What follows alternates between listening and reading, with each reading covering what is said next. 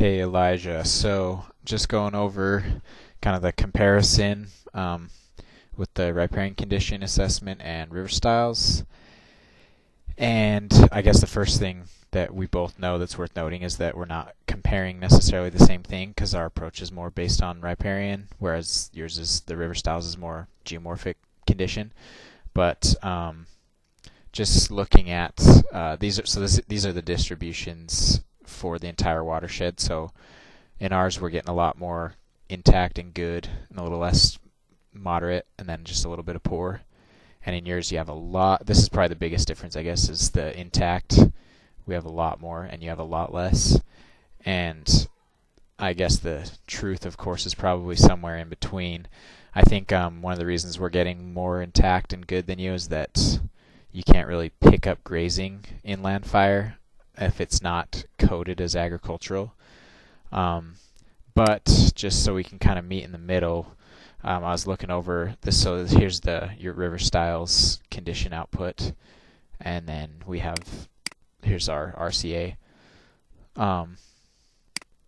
So looking at a few areas, I mean, I noticed that the only places where you have intact is up here in the Uintas, and then up here at the very top of North Fork, and those are like the areas where there's no roads and no grazing, so it makes sense. But just a few, I guess, differences between what you have and what our tool has produced. Let me think here, looking at a couple different places. So maybe one here, Wheeler Creek. This is a tributary of the Ogden, comes in just below Pineview. So if we go in on Google Earth, let's see. So you got it mostly as moderate. And looking at it here, so this is the main stem, and then there's a couple forks that come together. And there is a trail that parallels the creek through this lower part, but it's actually kind of on the hill slope outside of the valley. Crosses it a couple of times. But overall, I would say that this is in at least good shape because there's basically no grazing or anything. Like, this trail is just a recreational, like, hiking and biking trail. Stays mostly outside of the creek. And then you get up here, and again, this is pretty free from influence here, so I would say it was in good, if not intact, condition. Let's go back here. So that's an area that's good. I think that is maybe not showing up as good as it is in your output here. Another area I was looking at is this upper part of Chalk Creek. So that's definitely an area that's pretty hammered. Cruise in here.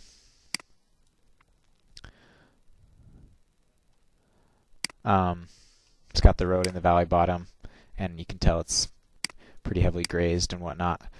But I guess one of the big differences in our output from yours is that poor in the RCA is basically reserved for like urban areas or areas, with a lot of like influence from the interstate or whatever.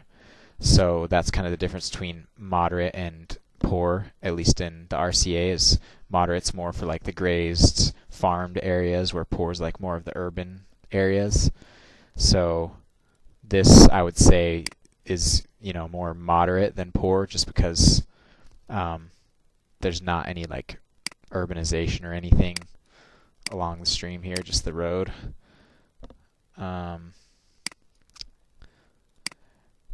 And then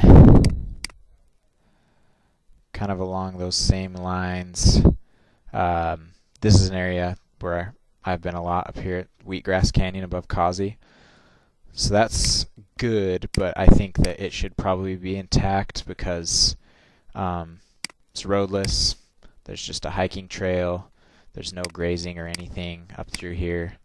So in my mind, I would consider that intact.